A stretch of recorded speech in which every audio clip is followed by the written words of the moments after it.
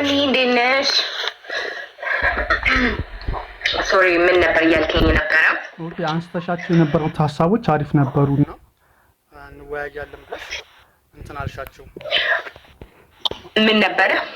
አንደኛው ረጅም አንድ ፕሮፌሽን ላይ አንድ ስራ ላይ ኦራንድ ስራ ላይ ለረጅም ጊዜ ደግሞ ሶሻል ሚዲያውን በጣም ተጠቅመሽ ያለውን ኢምፓክት ከሜንታል ሄልዝ አንፃር ምናምን ብለሽ ኦኬ እኔም እንደ ባለሙያ ያዳምጣለሁ ዛሬ ምናምን እያልኩ አልዶ ብዬ ከዛ አንፃር ቪዲዮዎች እሰራለሁ ብዬ ነው ያሰብኩት። ግን ያንተ አሁን ገና ነው የምትጠርሺው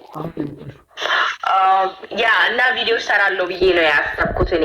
ግን አንተ ደግሞ አሁን ስላለክ እንደ ባለሙያ ሼር ብታደርገን አሪፍ ነው። ኦኬ እኔ እንደ ባለሙያ ከሁለት ማስኬት ሶሻል ሚዲያው ላይ ያው ፖዚቲቭ ኢምፓክት አለው፣ ኔጌቲቭ ኢምፓክት አለው ሶሻል ሚዲያ ማለት ነው። ሴሌክቲቭ መሆን ይጠይቃል። ግን የራሱ የሆነ ኢምፓክት አለው አጠቃቀሙ ላይ። አሁን ኤክሰስ የሚጠቀሙ ሰዎች ከእንቅልፍ ስሊፕ ዲስኦርደር ጀምሮ አንዛይቲ ድረስ እና ሌላ ይሄ ሶሻል ሚዲያ አዲክሽን ቢሄቪራል እና አዲክሽን ሁላ ዲቨሎፕ አድርገዋልና ብዙ ሰዓታቸውን ምናምን እዚህ ላይ ይጨርሳሉ። ቡሊ መደራረጉ ይሄ ደግሞ ራስን እስከ ማጥፋት ድረስ በጣም ብዙ ሪፖርቶችን እየሰማን ነበር። እና ብዙ ሰዎች ለምን ሶሻል ሚዲያ ላይ ኔጌቲቭ ኮመንት ይጽፋሉ ምናምን የሚለው አንድ ጊዜ እንደው ቪዲዮዎች ላይ ኮመንት አድርጌሽ ነበር ስሪበት። ለምን ሰዎች ማለት ኔጌቲቭ ኮመንት ለምንድን ነው የምትጽፉት? ከሜንታል አንጻር ስትል ምንድን ነው የሚለውን አሁን ለምሳሌ አንድ ናርሲሲስቲክ የሆነ ሰው አንቺን ዝቅ ሲያደርግ የእሱ ኢጎ ደስ ይለዋል ማለት ራሱን ከፍ ያደረገ ስለሚመስለው ማለት ነው። አንዳንድ ሰዎች ደግሞ ሴንተር ኦፍ አቴንሽን ለመሆን አንቺስ ማስተው ሊሳደቡ ምናምን ይችላሉ። ያ ከእነሱ ፐርሶናሊቲ ጋር ከፐርሶናሊቲ ዲስኦርደር ጋር ምናምን ሊገናኝ ይችላል። አንዳንዶች ሙሉ ሀሳብሽን ሳይሰሙ ሳይረዱ ምናምን ሊመልሱልሽ ይችላሉ። እና ይሄ ከሜንታል ሄልዝ አንጻር ምናምን የሆነ ጊዜ አሁን ስትሰሪም ሰዎች ለምን ኔጌቲቭ ኮሜንት ይጽፋሉ ኦር ስለ ሶሻል ሚዲያ ላይ ለምን ቡሊ ማድረግ ይፈልጋሉ የሚለው ነው። ከሜንታል ሄልዝ አንጻር መስራቱ አንተ ሶሻል ፐርሶናሊቲ ያላቸው ሰዎች ሰውን እንደዚህ በማድረግ ደስ ይላቸዋል። ይሄ ናርሲሲስቲክ የሆኑ ሰዎች ሰውን የራሳቸውን ኢጎ ከፍ ይላቸዋል አንቺን ዝቅ ያደርጉ ስለሚመስላቸው ማለት ነው። ሌላ ደግሞ ሂስቴሪያ አይነት ፐርሶናሊቲ ያላቸው የሰውን ትኩረት መሳብ የሚፈልጉ ሰዎች አንቺን በመሳደብ ኦር ሌላን ሰው በመሳደብ የሰውን ትኩረት ማግኘት ይመስላቸዋል። እና ያ ከሜንታል ሄልዝ አንጻር እንደዚህ አይነት ብዙ እንትኖች አሉት፣ ምክንያቶች አሉት። ቅድም ደግሞ አንድ ፕሮፌሽናል አንድ ሰው ለረጅም ጊዜ ቢሰራው አድቫንቴጅ አለው ማለት ማስተርስ ያደርገዋል ያን ሙያ።